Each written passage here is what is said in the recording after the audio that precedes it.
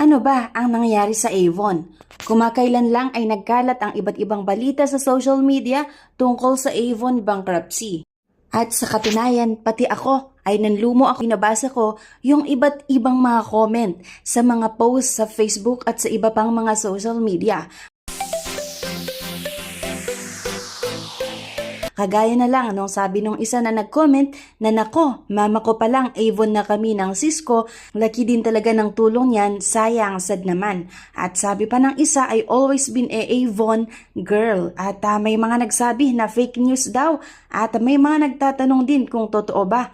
At may mga nanlumo nga kagaya ng sabi nung isang nag-comment na sad and sorry. Kakasad naman, legendary cosmetic dealer. And dyan tayo nagpalaki ng mga anak natin. At sabi nung isang nag-comment nga, ako rin naman ay maraming memories sa Avon.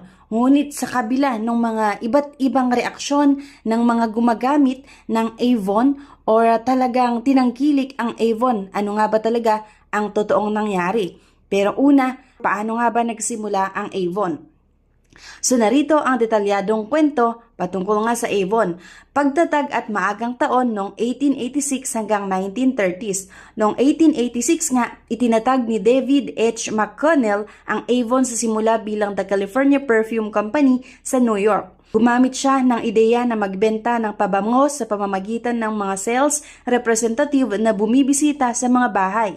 Ang negosyo ay agad na nakakuha ng atensyon dahil sa innovative ng modeling ito. Noong 1892, nagpasya si McConnell na pangalanan ang kumpanya na Avon na ipinanganak mula sa kanyang paghanga sa Avon River sa Stratford upon Avon, lugar na kilala bilang tahanan ni William Shakespeare. Ang pangalan ay nagbigay ng mas eleganteng imahe sa kumpanya at noong 1916, ang Avon ay pumasok sa merkado ng United Kingdom na nagbigay daan sa pandaigdigang pagpapalawak.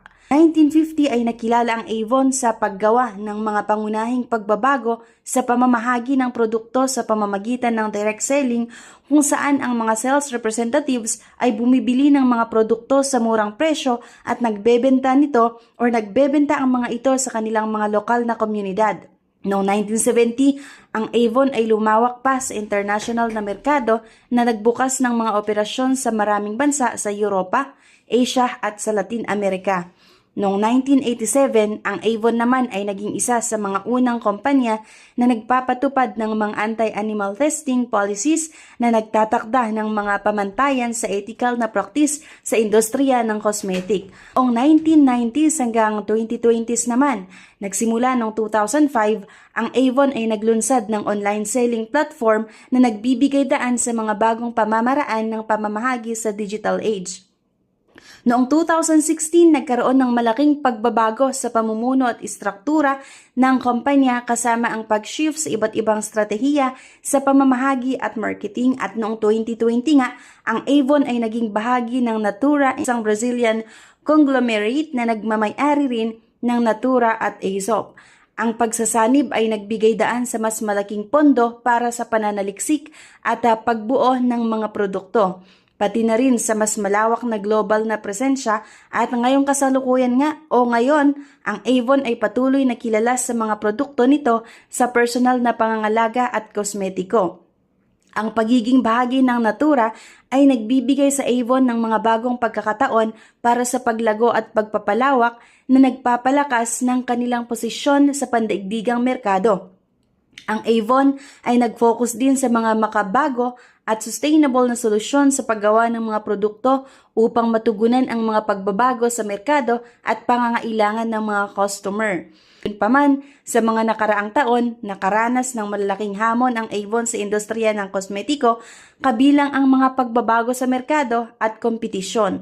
At noong 2020 nga, ang Avon ay nakuha ng Natura, isang Brazilian na company.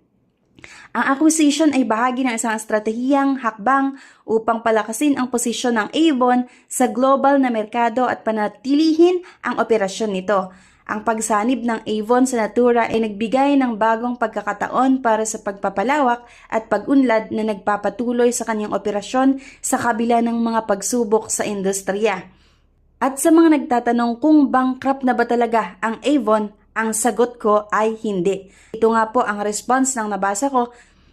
Regarding the news circulating all over social media on Avon's status as a company, please do note that Avon USA is not part of Avon Global. It is a separate business since 2019 when Natura took over as owner of Avon Global. Avon USA will not affect Philippines market.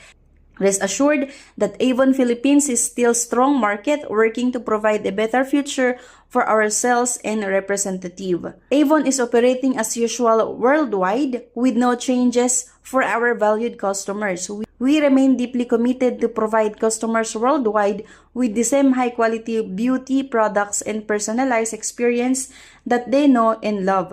At sa kasalukuyan nga, bagamat may lugar na nag-declare ng bankruptcy, kagaya nga ng Avon USA, ngunit hindi kasama o hindi sakop ang ibang mga bansa kung saan may Avon at kasama na nga dito ang Pilipinas na patuloy pa rin ang pamamayagpag ng Avon.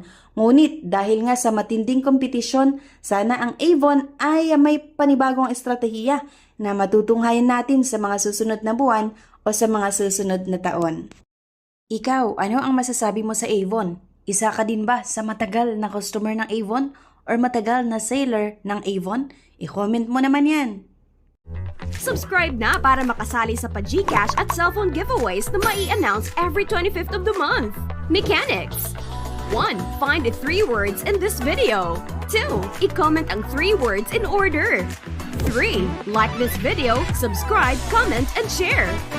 If declined sa bank and other loan apps, pwede niyong subukan yung ibang options. See the links sa description at sa comment section below. Click the link and apply. Disclaimer, try or apply at your own risk.